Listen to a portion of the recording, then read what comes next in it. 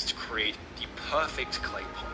Got it? And they're like, yep. And then she goes to the other group and she's like, your job is to create as many clay pots as possible by the end of semester. So they go away, there's the quality group and the quantity group. Time passes, they work on their assignments, end of semester rolls around, they submit all their work. And what's really interesting is when the teacher is reviewing all of their clay pots, she finds that the best quality clay pot actually came from the group that was tasked with creating the high quantity of clay pots. How could this happen? Well, when you think about it, it actually makes sense. The way you get better at something is by practicing. And essentially the quantity group just created so many clay pots, got so much practice in, that eventually they were creating near perfect clay pots. And I think this is such an interesting analogy to apply to so many things in life, but also YouTube. See, on YouTube, I believe that quality does beat quantity. But quality comes from quantity, ultimately. The more videos you create, the more practice you get at making thumbnails, editing videos, talking to camera, and also the more opportunities you have to be discovered. And that brings us back to this number,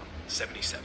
See, I did a study of over 4,470 YouTube channels with 1,000 subs. We looked at channels primarily posting long-form videos, and what I found was that on average, these channels had posted 77 long-form videos. i.e., it takes an average of 77 long-form videos to reach your first 1,000 subscribers, which is an important milestone for most people because you need at least 1,000 to get monetized. If we use both our common sense and look at the objective data here, clearly creating videos frequently is a very significant and important step to growing a new YouTube channel. And that's why it's the 6th most important step in this method. On top of helping you become a better creator though, the more videos you post, the more opportunities you have to be discovered. So if you post, say, 1 video a month, by the end of a year, you will have 12 videos, i.e. 12 opportunities to be discovered. If you post 2 videos a week, by the end of the year, you're going to have 104 opportunities to be discovered, which is a hell of a lot more than 12.